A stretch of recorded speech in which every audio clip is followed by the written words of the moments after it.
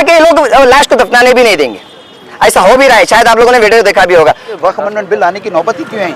नौबत इसलिए आई क्योंकि हमारे लोग इस प्रॉपर्टी को बेच के, एमएलए एमपी जो बिजनेसमैन जो लूटे बेच के बिजनेस किए यहाँ पर। ये अनवर मानपड़ी की रिपोर्ट है जिसमें तमाम जो लीडर्स हैं हमारे कर्नाटका के, जो भी इन्वॉल्व थे, जितना जितना घोटाला किया है, किसने किसने कितने एकड़ ज़मीन खाई है, ये रिपोर्ट ऑलरेडी चीफ मिनिस्टर को सबमिट की गई थी बहुत पहले। पूरे लोगों को बताना चाह रहे हैं कि अगर वक्फ अमेंडमेंट बिल आया तो उसके जिम्मेदार कहीं ना कहीं यहाँ के सियासतदान हैं।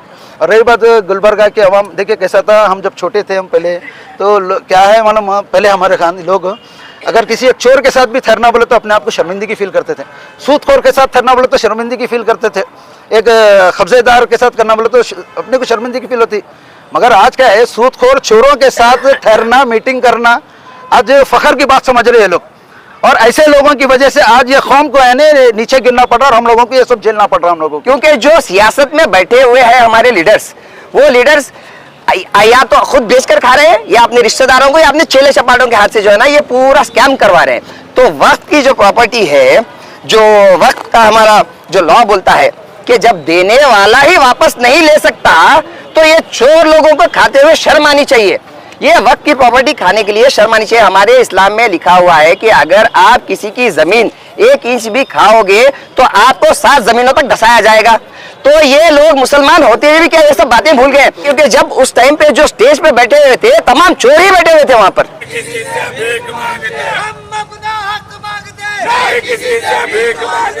शाब्दी जनता परिवार ऑर्गेनाइजेशन से आज वक्फ अमेंडमेंट बिल को लेके आज प्रोटेस्ट रखा गया। यहाँ पर मुख्तलिफ ऑर्गेनाइजेशन, गुलबर्गा के तमाम organisation, social activist and even resident of Gulbarga, कई सारे लोग यहाँ पे, इवन अफजलपुर से, जवर्गी से लोग यहाँ पर आकर पार्टिसिपेट करे इस प्रोटेस्ट का। प्रोटेस्ट का एजेंडा बहुत क्लियर था कि ये वक्फ बिल को वापस लो। वक्फ बिल इसलिए वापस लेना है क्योंकि इसके अंदर जो एक्ट्स अमेंडमेंट करे से वो बहुत डेंजरस है वो, ठीक है। वक्फ बाय यूज़र एक ऐसा एक्ट है जिसमें क्या है, आपको 6 महीने के अंदर अपनी दरगाह, मस्जिद, खानखाएँ, ख़बरस्तान है, वो प्रूफ करना है कि वो आपकी प्रॉपर्टी है। अगर नहीं है तो उसको गवर्नमेंट में कंसिडर किया जाएगा और उसको तोड़ा जाएगा। आप बताइए, अगर ऐसा तोड़ा जाएगा तो क्या हिंदुस्तान के मुसलमान जो सेकुलर सोच रखने वाले लोग खामोश बैठेंगे? इससे क्या है, दंगे फसाद बढ़ने के चांसेस है। हम चाहते हैं कि हमारे हिंदुस्तान के मुल्क में भाईचारा रहना, इससे भाईचारा ख़राब होता।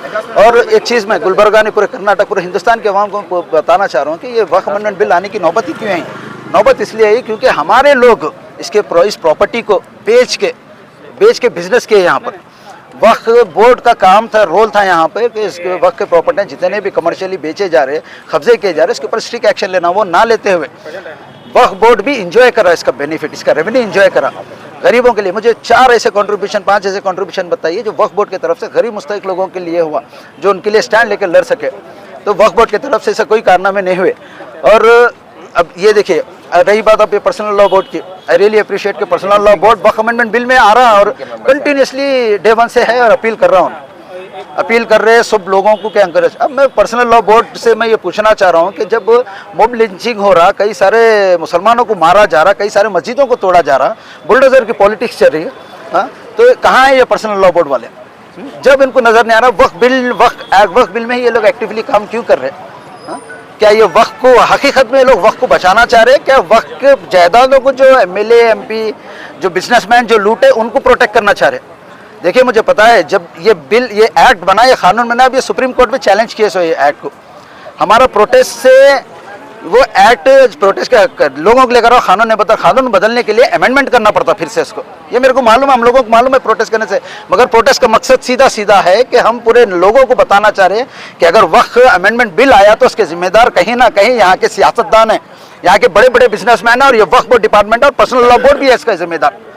अब बताइए मुझे कि पर्सनल लॉ बोर्ड ऐलान कर रहे हैं कि अब हम पूरे हिंदुस्तान में एक वक्त पे हम प्रोटेस्ट करेंगे। मकसद क्या है अभी प्रोटेस्ट करने का तुम्हारा पूरे हिंदुस्तान में एक वक्त पे? क्या तुम प्रेशर बिल्ड करना चाह रहे बीजेपी वालों के ऊपर, कि प्रेशर बिल्ड कर आप ये करना चाह रहे कि आपके साथ जितने भी लोग जुड़े हुए हैं, जो काम कर रहे हैं, उनके प्रॉपर्टियों को सेव करने के लिए? आखिर क्या है ये? कॉमन एक छोटे बच्चे को भी मालूम है, सुप्रीम कोर्ट में चैलेंज करने के बाद पूरा इंडिया लेवल प्रोटेस्ट करने से सोल्यूशन नहीं है।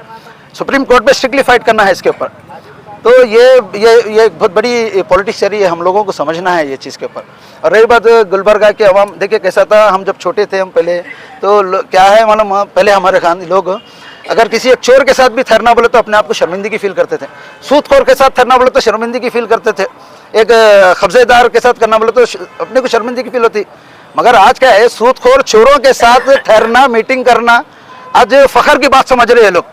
और ऐसे लोगों की वजह से आज ये कौम को है नीचे गिरना पड़ रहा और हम लोगों को ये सब झेलना पड़ रहा हम लोगों को। तो मैं वैसे लोगों से जो खुददार लोग हैं पूरे हिंदुस्तान में, हमारे गुलबर्गा में, उनसे कहना चाह रहा हूँ, भैया आप लोग बहुत अच्छे घर आने के, अच्छे खानदान के लोग हैं, आप किसके साथ ठहर रहे, किसके साथ मीटिंग कर रहे, वो भी हम लोगों को देखना है। हम लोगों को जब तक हम गलत को गलत बोलने की ताकत नहीं रखेंगे, गलत को गलत बोलने की ये नहीं करेंगे तो हम कभी आगे नहीं बढ़ सकते।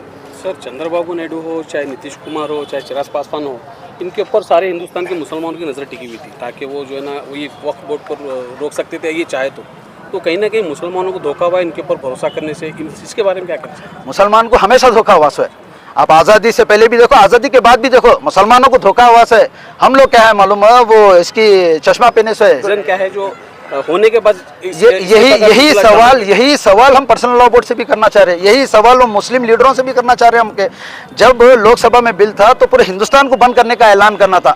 देखिए सर कैसा है, हम देखे सर अपने आंखों से, अगर दलित समाज का, अगर ये सिचुएशन दलित समाज का, बहुजन समाज का रहना था, पूरा हिंदुस्तान बंद होता था। सिख भाइयों का रहना था, पूरा हिंदुस्तान बंद होता था। मुसलमानों का रहा तो ये मुसलमान अपने बड़े जिम्मेदारों के भरोसे पे बैठे हुए रहते, तो जिम्मेदारों का काम था ऐलान कराना कि आप लोग उतरो मैदान पे और लड़ो बोलकर। सर, आखिर मुसलमान भरोसा करे तो किस पे करे? आखिर मुसलमानों का एक दिग्गज लीडर अभी तक क्यों नहीं? मुसलमानों को अब नया मूवमेंट करना जरूरी है। मैं मुसलमान के जो फ्रंट जो सीनियर लीडर्स है उनकी तो बात नहीं कर सकता मेरे को, मगर आज के दौर में नौजवानों को आगे बढ़ना जरूरी है। हर घर में मैं बताना चाह रहा हूँ, जो हालत है हमारे हिंदुस्तान में चल रही है उस हालतों के हिसाब से हर घर में एक लड़का एडवोकेट बनना और एक लड़का सियासत में आना बहुत जरूरी है। जब तक हम लोग अपने न्यू जनरेशन, जो यूथ जनरेशन, जब तक ये पॉलिटिक्स में नहीं है, हम उसको नहीं सुधार सकते। सर, कुछ लोगों का कहना है कि मुसलमानों की वक्ती जो प्रॉपर्टी है, कुछ मुसलमान लोग भी उसका गलत इस्तेमाल करें। बिल्कुल करें, इसका जिम्मेदार यहीं पे गुलबर्गा में ले लो। क्या गुलबर्गा में हमारे एमएलए सबूत है? क्या गुलबर्गा में नहीं है? हमारे पास अनवर मानपड़ी की रिपोर्ट को अगर इम्प्लीमेंट करेंगे तो पूरे हमारे सामने, पूरे नज़रों के सामने आ जाते हैं वो सब। मैं खालिद अबरार, जनता परिवार स्टेट मीडिया स्पोक पर्सन। ये अनवर मानपड़ी की रिपोर्ट है जिसमें तमाम जो लीडर्स हैं हमारे कर्नाटका के, जो भी इन्वॉल्व थे, जितना घोटाला किया है, किसने कितने एकड़ ज़मीन खाई है, ये रिपोर्ट ऑलरेडी चीफ मिनिस्टर को सबमिट की गई थी बहुत पहले, लेकिन इस पर कोई एक्शन लिया नहीं गया।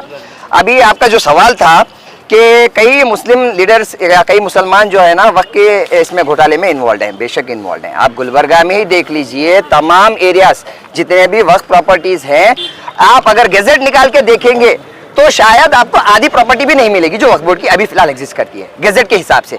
क्यों? क्योंकि जो सियासत में बैठे हुए हैं हमारे लीडर्स, वो लीडर्स या तो खुद बेचकर खा रहे हैं या अपने रिश्तेदारों को या अपने चेले चपाटों के हाथ से जो है ना ये पूरा स्कैम करवा रहे हैं। तो वक्त की जो प्रॉपर्टी है, जो वक्त का हमारा जो लॉ बोलता है कि जब देने वाला ही वापस नहीं ले सकता तो ये चोर लोगों को खाते हुए शर्म आनी चाहिए।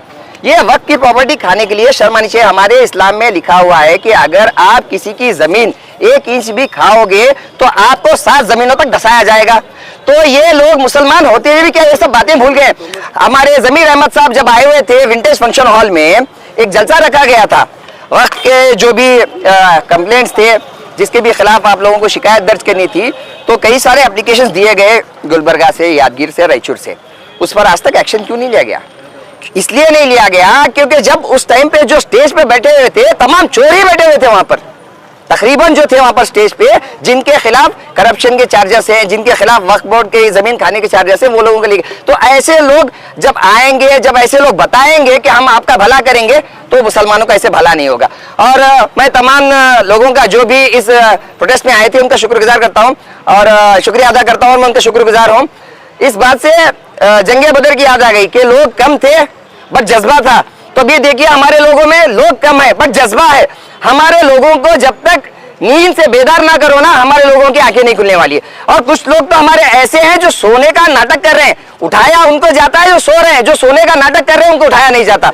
ये जो फिलहाल वक्त बिल बना हुआ है ये टोटली अनकॉन्स्टिट्यूशनल है। इसमें ये लोग बताते हैं कि इस बिल के थ्रू ये लोग बेटर मैनेजमेंट करेंगे, वुमेन एम्पावरमेंट करेंगे, गरीब तबके को अपलिफ्टमेंट करेंगे, ये लोग बताएंगे वुमेन एम्पावरमेंट। जो हमारी बहनों का, हमारी बेटियों का जो हिजाब निकालवाते हैं स्कूल में जाने के बहाने से, वर्क पे जाने के बहाने से, एग्जाम में जाने के बहाने से, ये जब मुसलमान की औरतों की इज्जत नहीं करना चाहते तो ये लोग हमारी औरतों की अपलिफ्टमेंट की बात करेंगे? ऐसा है क्या? हाँ, अभी आप देखें कर्नाटका में जो 4% मुस्लिम का बिल था उसको खारिज किया गया। मुंबई की सरकार में 2020 में खारिज किया गया था रिजर्वेशन, जो 4% रिजर्वेशन। ये जो हमारी जो हुकूमत बैठी है फिलहाल कर्नाटका में, जो कांग्रेस हुकूमत है, ये लोग इसी वायदे पर बैठे थे कि जब ये सत्ता में आएंगे तो 4% जो रिजर्वेशन था मुस्लिम्स को वापस देंगे और एंटी कॉन्सुलेटर बिल को जो है ना खारिज किया जाएगा। बट 2.5 साल हो गए अभी गवर्नमेंट बने हुए कर्नाटका में, यहाँ पर कुछ नहीं हो रहा है। चाहे बीजेपी हो, चाहे कांग्रेस हो, चाहे आरजेडी हो, चाहे जेडीएस हो, चाहे कोई भी पार्टी हो, ये लोगों को मुसलमान तबके की कोई चीज से कुछ लेना देना नहीं है। ये लोगों को सिर्फ मुसलमानों को वोट बैंक के जैसा यूज करना है। तो अभी जो हम लोगों ने हमारा जो सदर चुन के लाए हैं, जो नरेंद्र मोदी, अभी इंडिया को डेमोक्रेसी बोला जाता था पहले, one of the largest democracy, one of the secular country बोला जाता था। अभी आगे से नहीं बोला जाएगा, क्योंकि हम लोगों ने एक तानाशाह को चुनकर लाया है, तानाशाह को, जो हर चीज को बदलना चाहता है। शहर के नाम बदलना चाहता है, कानून बदलना चाहता है, लॉज बदलना चाहता है और मुसलमानों का नामो निशान भी बदलना चाहता है। तो हमारे मुसलमानों को एकजुट होकर यहाँ पर काम करने की जरूरत है। हमारे लोग एकजुट नहीं हो रहे हैं। हमारे लोग बोल रहे हैं कि फलाना मैं वो तंजीम से, मैं ये तंजीम से, मैं वो मसलक से, मैं ये मसलक से। जब तक हम लोग ये डिफरेंसेस अपने हटाएंगे नहीं, तब तक हम लोग कुछ नहीं कर सकते। एनआरसी एमपीआर में हम देखे थे कि कई हर जगह जो है ना टेंट बैठे थे, हर जगह प्रोटेस्ट हो रहे थे। आज वक्त का इतना बड़ा मसला है तो आज तादाद बिल्कुल ना के बराबर है। आखिर हमारे मुसलमान कौम को वो क्या गया? देखिए, एनआरसी का जो मसला था, लोगों ने उसको पर्सनल लिया था कि हम पर भी आंच आएगी, हम पर भी आंच आएगी। जब घर की बात आती है, एनआरसी, आप एनआरसी की बात कर रहे हैं। अभी यहीं पर कुछ महीनों पहले हम लोगों ने एक प्रोटेस्ट किया था जो संघ के खिलाफ था। आपने तादाद देखी, ये सारी सीढ़ियां भर गई थी। क्यों? वो खुद की बात थी, घर की बात थी। ये क्या बात है? ये लोगों को ऐसा लगता है कि वक्फ बोर्ड से हमारा क्या ताल्लुक, भाई हमें वक्फ बोर्ड से क्या लेना देना। लोगों को लग रहा है कि वक्फ बोर्ड से हमें क्या लेना देना, वक्फ से हमें मिला क्या है। मैं लोगों को बोलना चाहूंगा, अगर एक बाप पाल पोस कर किसी बच्चे को बड़ा करता है और अगर कल के दिन उस बच्चे से कमाई नहीं मिलती, तो क्या बाप उस बच्चे को छोड़ देगा, किसी और के हवाले कर देगा? नहीं। मुसलमानों को ये समझना चाहिए कि ये बिल हम लोगों के हुकूक, हम लोगों के हक के खिलाफ है। कल के दिन अगर किसी के घर में डेथ होती है, या मेरे घर में डेथ होती है, या किसी के घर में डेथ होती है, ये दिन भी आएगा कि लोग लाश को दफनाने भी नहीं देंगे। ऐसा हो भी रहा है, शायद आप लोगों ने वीडियो देखा भी होगा। तो हम लोगों को इस बिल के खिलाफ आवाज उठानी चाहिए। ऑल ओवर इंडिया से जगह जगहों पर एहतजाज होना चाहिए और इसके अलावा कोई रास्ता नहीं है। अगर हम मुत्तहिद होंगे, अगर एकजुट आएंगे, अगर पॉपुलेशन पूरी हमारी जो यूनिटी है वो दिखाएंगे, तभी ये बिल वापस होगा, वरना नहीं होगा। तो मैं तमाम लोगों से अपील करता हूं कि एकजुट हो जाओ। जहां जहां भी प्रोटेस्ट हो रहा है वहां पे शामिल रहो, अपनी यूनिटी दिखाओ। जैसे देखो ये आरएसएस के गुंडे लोग जैसे यूनिटी दिखाते हैं, वैसे आप लोग भी यूनिटी दिखाओ और ये बिल को वापस लेने की कोशिश की।